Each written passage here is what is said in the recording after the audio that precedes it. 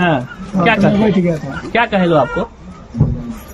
बोले थे कि 2-3 हजार रुपया देंगे, बैठ जाओ। हाँ, किस लिए? शादी के लिए। शादी के लिए।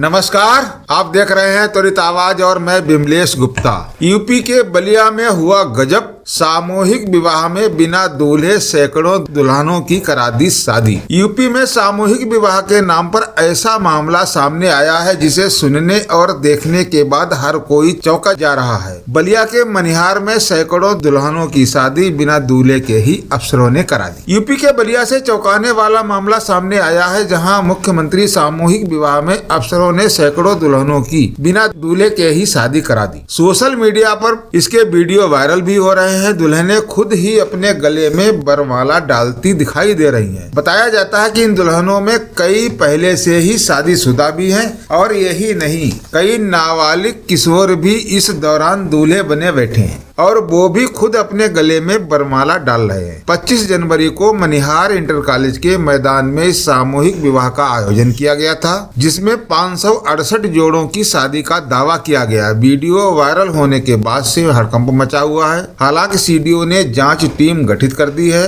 और टीम ने इलाके में जाकर जांच भी शुरू कर दी। अब यहाँ पर बताते चले, मुख्यमंत्री योगी आदित्यनाथ की प्राथमिकता वाली योजनाओं में सामूहिक विवाह भी शामिल है। इसमें गरीब घर की लड़कियों की शादी सरकारी खर्चे पर कराई जाती है। समाज कल्याण विभाग इस शादी का आयोजन करता है। एक जोड़े पर सरकार की तरफ से 51,000 रुपए खर्च किए जाते हैं। इनमें से 35,000 रुपए लड़की के बैंक खाते में भेजा जाता है, 10,000 का उपहार दिया जाता है और 10,000 रुपए घराती और 6,000 रुपए बाराती के स्वागत आदि पर खर्चा होता है। हालांकि इलाके के लोगों का कहना है कि विवाह में 90% दूल्हा दुल्हन फर्जी हैं। कुछ तो सगे भाई बहन ही हैं और कुछ दुल्हने बच्चे वाली भी हैं और कई महिलाओं की शादी 5-6 साल पहले ही हो चुकी है। वो भी उसमें शामिल होकर योजना को लाभ ले चुकी हैं और विवाह समारोह में कुछ दूल्हे नाबालिग भी थे। अब यहाँ पर अधिकारी किस तरीके से योगी सरकार की महत्वपूर्ण योजना का पलीता लगा रहे हैं। आज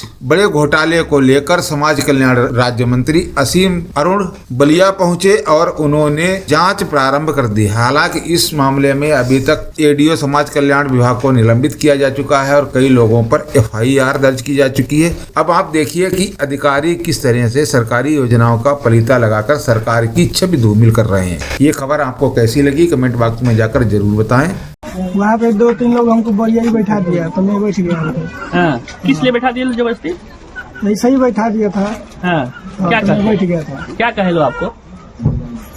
बोले थे कि 2-3 हजार रुपया देंगे, बैठ जाओ। हाँ, किस लिए? शादी के लिए। शादी के लिए। दुल्हन कहाँ की थी मालूम है? मालूम नहीं है। दुल्हन को मालूम नहीं है। तो पैसा मिला आपको जो नहीं मिला। हमने तत्काल ही एक 3 मेंबर कमेटी, जिसमें समाज कल्याण अधिकारी थे, दिव्यांगजन कल्याण अधिकारी थे और जिला कृषि अधिकारी थे, उनके माध्यम से हमने सत्यापन कराना स्टार्ट किया और हमारा निर्देश बिल्कुल क्लियर था कि आप 100% लाभार्थी जितने भी आवेदक करता है सबका सत्यापन उनके ग्राम पंचायतों में जाकर करेंगे। और उस हिसाब से उन्होंने कल रात में हमें एक जांच करके दी है 3 ग्राम पंचायतों की।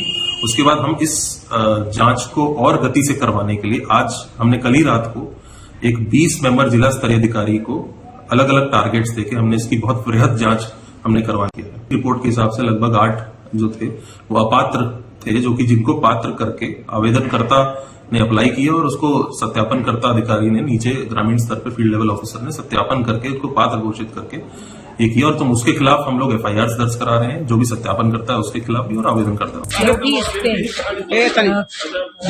दोषी होंगे उनपे बाकायदा कार्रवाई होगी, इसका साफ निर्देश है, क्योंकि ये गरीबों के लिए योजना है और इसके साथ जो भी खिलवाड़ करेगा उसको बख्शा नहीं जाएगा। कम से कम इस सरकार में तो नहीं बख्शा जाएगा। और ये एक नजीर भी बननी चाहिए कि आने वाले दिनों में भी कोई भी इस तरह की योजना के साथ खिलवाड़ न कर पाए।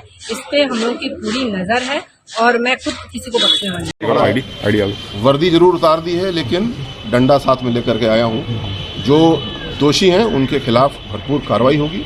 योगी जी ने इसको बहुत गंभीरता से लिया है, इसीलिए उन्होंने मुझसे कहा कि आप स्वयं इसकी जांच करिए और कोई भी अधिकारी, कर्मचारी, दलाल, कोई व्यक्ति नहीं बचेगा।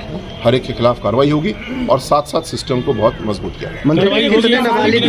देखे गए वीडियो में प्रदेश में नाबालिग की शादी हुई है। जो मैंने बताया कि 240 प्रमाणित हैं और शेष जांच हो रही है, वो इसीलिए अभी जांच हो रही है कि जो अपात्र आयु के विषय में है तो उसकी जांच का विषय, उसको भी तत्काल जो जांच अधिकारी नहीं कह सकते हैं क्योंकि उसका मेडिकल परीक्षण करना होगा, उसके डॉक्यूमेंट चेक करने होंगे, तो वो भी हो जाएगा।